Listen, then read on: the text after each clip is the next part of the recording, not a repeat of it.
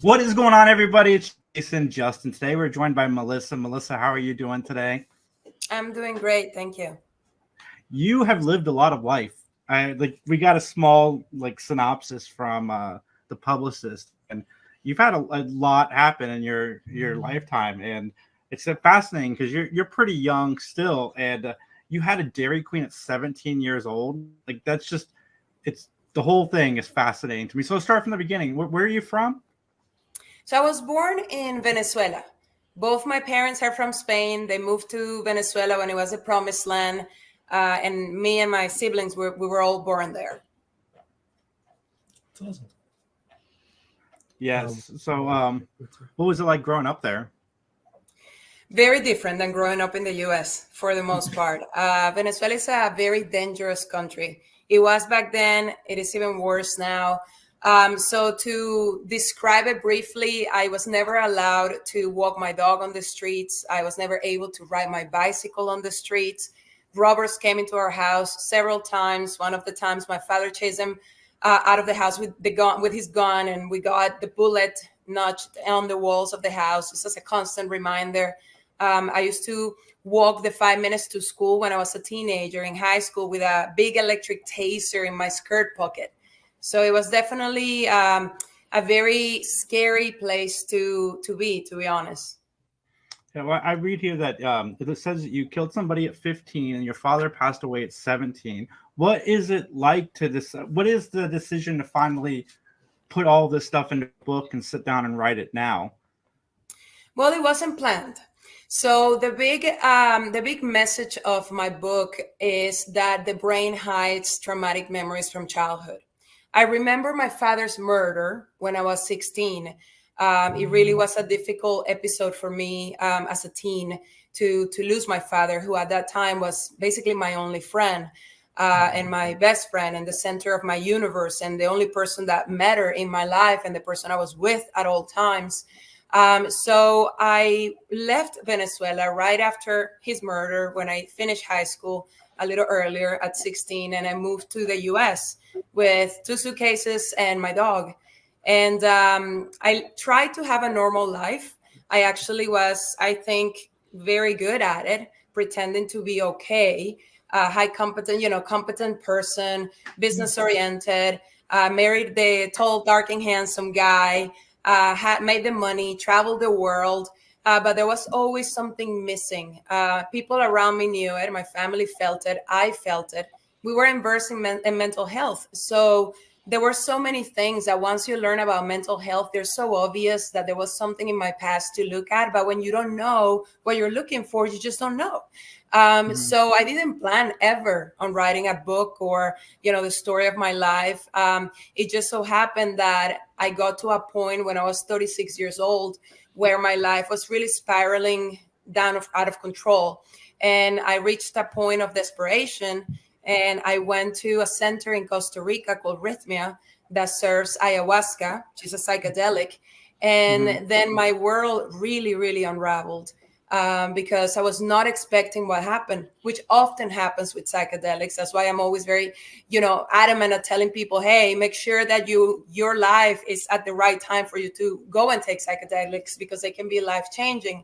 So I started to recover memories of trauma from my childhood that I didn't have a conscious recollection of, which explain a lot of the really difficult consequences that I had to deal for most of my life.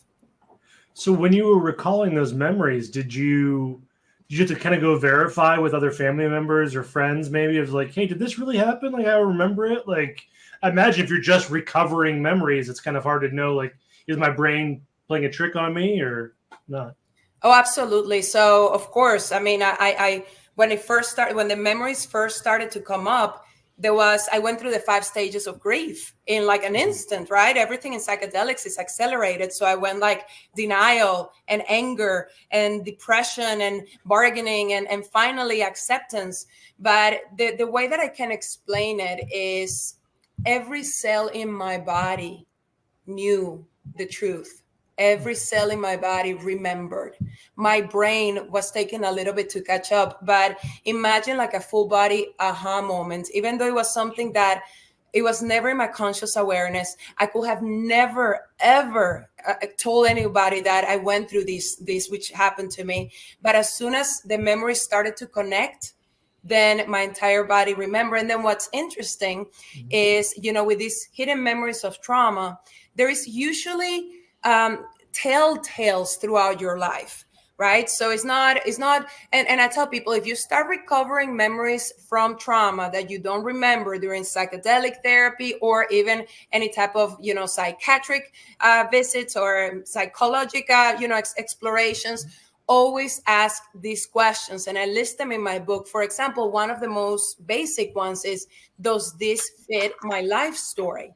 Were the circumstances in my life primed for this to have happened to me, or is this something totally out of the blue?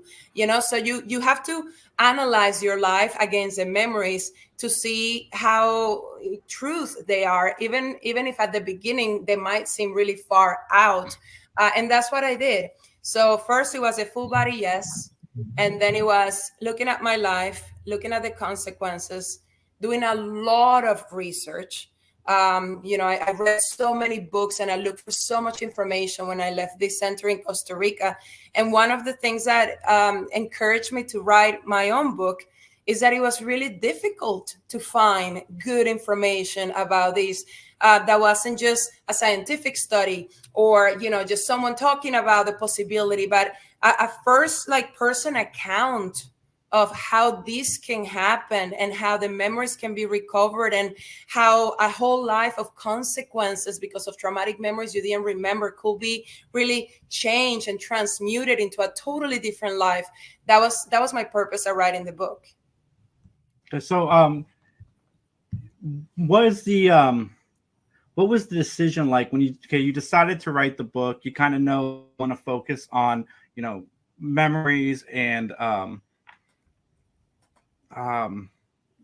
all the things that lead from there, the disconnection, despair, all that stuff, and, coming to terms with it. What made you decide that, okay, I'm going to go 100% honest.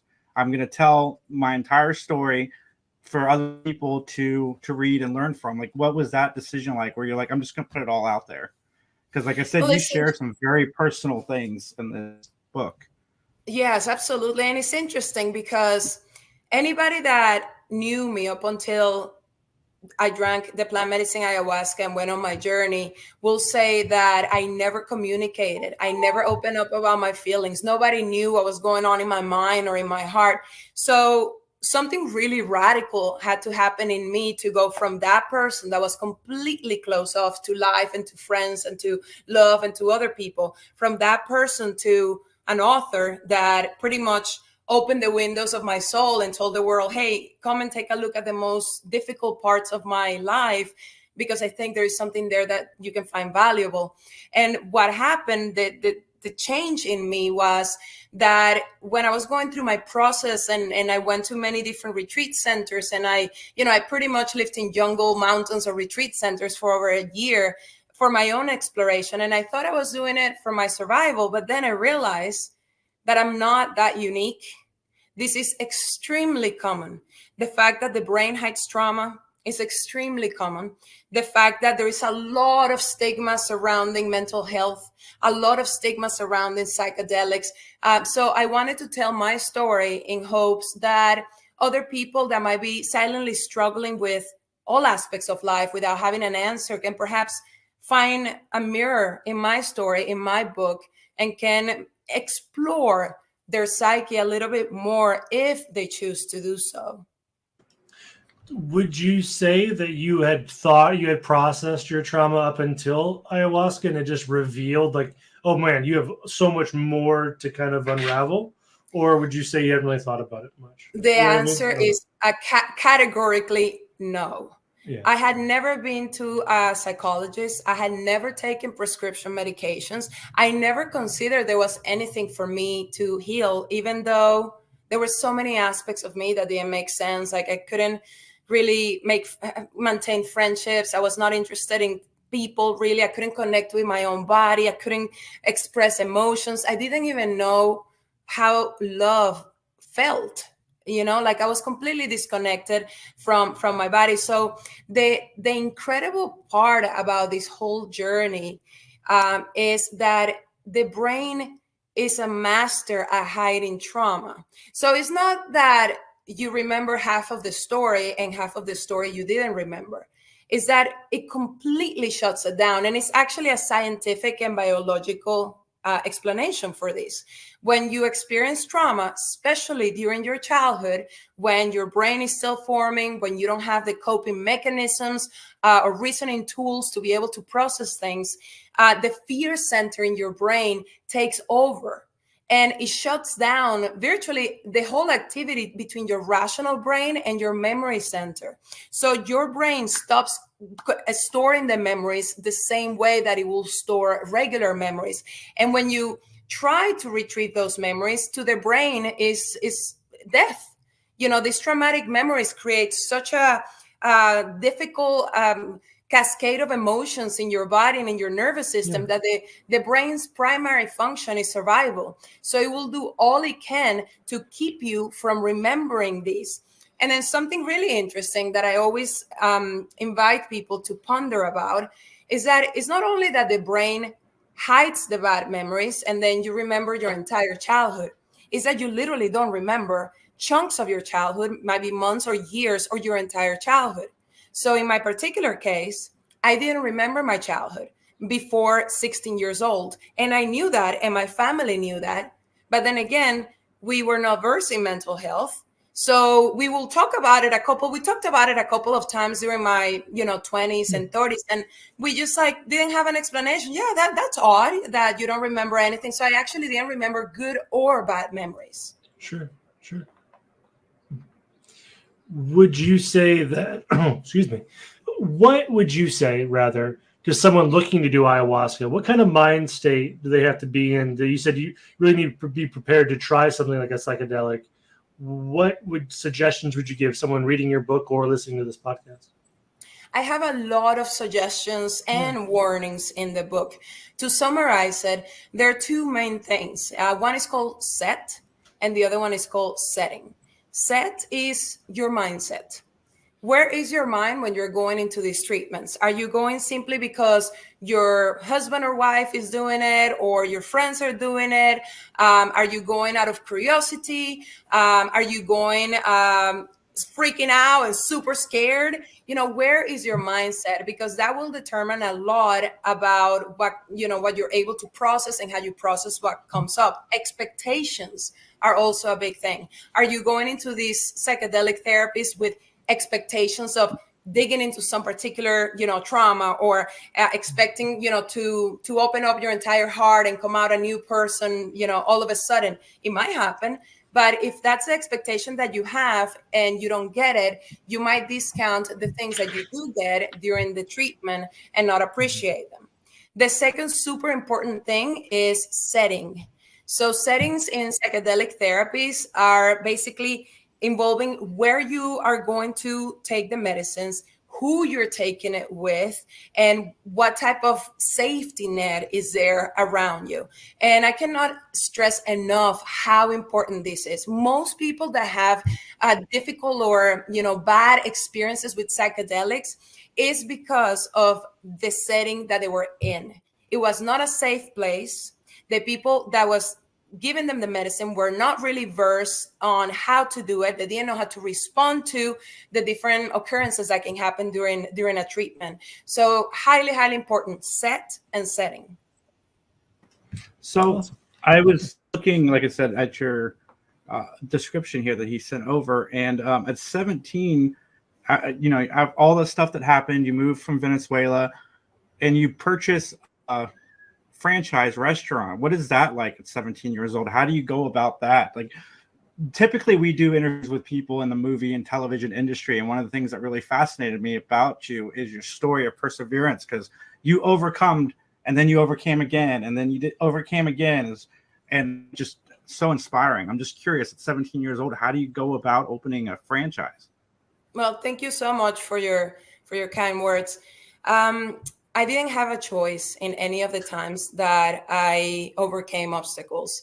You go to the island and they tell you if you really want to make it in the island, burn the boats. And the boats were burned for me. I didn't try to burn them. I had no boats. I had no plan Bs. So when I moved to the US, I was literally a kid running away from the country that had murdered my father. I really didn't have any desire to stay in Venezuela. And it was really scary to come to the US at that age. I had been working with my dad since I was about 7 years old. So, and by working, I mean actually working. I early on in my life, I realized that one of the ways my father's love could be earned was by being competent. So I put my value, instead of me as a person, I put it in the things I could produce. So being a small adult, a small entrepreneur, and a great student at school, and doing all those things right, that in my opinion earned me my father's love. So I was working with him. I was working in different businesses that he had, making coffee in his coffee shops, or in the restaurant in the city, cleaning seafood, making pasta, pumping gas in the gas station, anything and everything, right? So in a way, those were preparation for what was to come in my teenage life. So when I moved to the US, I had been in the business world for, many years by then. Still, it was really scary. I knew I wanted to get a student visa and go to my university, but my mom also came a little bit after. So I needed to get her a visa. And that's why I needed to get a business, to get an investor's visa. And I knew I wanted a franchise because they had systems. So I saw a Dairy Queen franchise in my neighborhood that always had a line out the door. It's a funny story because there I am, a 17-year-old kid with a heavy accent, going to the owner and telling him if he will sell me his business. And he literally laughed out loud, but Sure. He ended up meeting with us, with me and my sister, and he decided to sell to us. And my dad had left each one of us some money, in U.S. bank accounts that allow me to get started in that journey with that business. So it was difficult. I remember clearly on my first day at the job that I had 15 or 18 part-time employees. Most of them were my age, some of them were older. And I was sitting on the table and I was looking at this check and I didn't know how to write it. Like I had never written a check in English, So it was that moment of like fear. Oh my gosh, what did I get myself into? But again, I had no choice. So so that was the story of the Dairy Queen. I had it for about 3-4 years. And it was an interesting part of my life. Definitely an adult stuck in a teenager's body. Sure. Do you still go to Dairy Queen now and be like, I could run this better? I went to a Dairy Queen, I want to say 2 years ago for the first time in like 10 years. And I remember looking at them making the ice cream and like everything just came back, the curl, I can dip it, the blister, everything. So I can totally make many good I believe it. Believe it. So the process of writing a book, I'm sure, is very challenging, and one about your life even more so. What was that process like? Just like writing everything down. Was it hard cutting stuff? Like, were there stories you didn't tell in your book that you wanted to, but like it was just getting too long? Like, how did that go? Well, my writing process is very different than what I hear most people's writing process is, because from the beginning, right, I knew I wanted to put this in writing, but I had never written anything. So doubts set in and I was like, I'll do it one day. I'm too young to write a memoir. I probably need to wait until I'm 60 and then I'll have a story to tell, So I put that aside and I went on with my journey, and I went on to retreats, and my traumatic memories kept on coming up, and I was healing them and growing stronger and learning more and reading probably like 3-4 books a month on the subject. And then, I kept on getting like these really strong signs, if you believe in that. Like people were telling me, you got to write a book. They were telling me probably every week. And then I was reading, random stuff. And it says, if you're thinking of writing a book. And I was like, okay, so let's see what I can do with this book writing thing. Yeah. So finally, I read a book called Big Magic by Elizabeth Gilbert. And it was like the final little bit of push that I needed to write my book.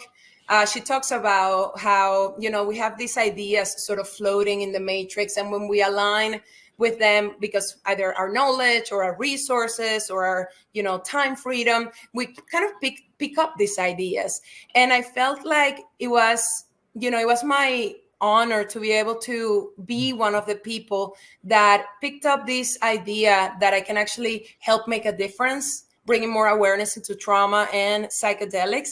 And I saw it as a privilege to be able to write my book. So as far as the writing process, I literally just said one day, tomorrow I wake up at 7, I take a cold shower, and I sit on my computer and I start writing my book. And it was really, really magical, because I actually wrote the first manuscript of 50,000 words in 12-hour days. And they were continuous. I was barely sleeping. I was barely eating. It was just flowing out of me. It will surprise me when I will be writing and I'll have tears in my eyes, and I'll be like, oh, wow, I just wrote that. That's really good. I like that. So it surprised me. So it was a beautiful process. Many, many times I sat on my bed and I just took a second, and I was feeling so grateful. And I just wanted to anchor that trust and that feeling of gratefulness. That's awesome. Do you, Jason, you're on mute, but do you go back to ayahuasca? Have you done it several times since then, or was that kind of a one-time deal for you, or do you have to revisit it just to kind of, I don't know, it benefited you one time, maybe it benefit you again? Well, in the medicine world, in the shamanic world, they say that with ayahuasca especially, the first time you drink the medicine, it does sort of like a scan of your entire body. It's a very smart medicine, and it develops a treatment plan. So some people's treatment plan might be 1 ayahuasca ceremony. Other people's might be 4. Other people's might be 100. My treatment plan has been the long one. So I started with my initial weeks in Costa Rica, and then I went on to different centers and tried different medicines, and then I went back to ayahuasca. So I have sat with the medicine of ayahuasca many, many times. It's an incredibly healing medicine for me. And I'm actually going to I haven't sat with the medicine since January 2023. So I'm actually going to go next month to Peru and Colombia to sit with ayahuasca again. Sure. That's awesome. Where can everybody grab the book right now? So the book is in Audible, and I narrate it, and it's my favorite version just because there is so much feeling in there. Like the passion of the written word is definitely expressed with passion when I narrate it. And then it's also in Amazon. So it's in Amazon on paperback and Kindle. And then in next month is going to be the hardback on my website. Nice. I'm going to pick one up myself, the hardback for sure. What's your website? MelissaOsorio.com? Melissa-Osorio.com. Awesome. What was it like to, be your own narrator for your book? Was that fun? I loved it. Yeah. It was a lot of fun. I really couldn't have given that privilege to anybody else, because there's so many heartfelt parts. Yeah, you guys, like there's so much of vulnerability in the book that I needed to express it myself. And it actually, it took me 18 hours of recording in the studio here in San Diego. I had a fabulous sound producer. And we narrowed down to, the book is about 7 hours long, and it came out really, really, really good. That's awesome. To piggyback off of just the production aspect of it, is it hard to find people to produce like soft and hardback books? Like, or is it all done through Amazon? Like, is it hard to find like a publisher for it? Well, I have a very good publisher that I work with. One of my goals was to really keep the rights of my writings. It's a personal story. So, I'm not talking about Harry Potter, right? Like it's different. So I didn't want my story to be owned by anybody else. So I went with a publishing route that allowed me to keep my rights. So it's sort of like a hybrid publishing. Sure. So they were amazing. They did the inner design of the book. They did the outer design and helped me upload it and, do all of that. Yeah. Cool. Awesome. Where can everybody find you online? Do you have any social medias? Yeah. So it's Melissa_Osorio_remembers. Yeah, and I have a lot of really good content on Instagram. So that's my Instagram handle. A lot of really good content on Instagram. It makes me really happy to be able to, share information in a simple way. The book is written with a lot of love because it is a kind of book that I wish I would have picked up when I was in my 20s, when I was, going down the addiction bullet, black hole and totally unhappy with my life and not finding fulfillment and not having any explanations. So it's that kind of book that is really easy to read, but it's a marriage between a memoir and a self-help book. So it's more than just my story. Every chapter has possibilities for the reader to really get in the story, compare it to their own lives. There is a lot of reflective questions and a lot of, ways for the reader to kind of question their own behaviors and emotions, which is the purpose of the book. It's not to push any type of therapy on people. It is to educate them a little bit about trauma and hidden memories. But more than that, it's just so they can be entertained reading a story that allows them to perhaps question their own behaviors, their own emotions that cannot explain.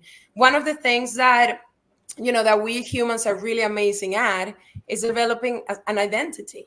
And we protect that identity for dear life. And we usually develop that identity before we're 7 years old. So what happens is that you hear people as adults displaying unwanted behaviors, and the only explanation they have is that's just who I am. That's how I've always been. And that's just an identity.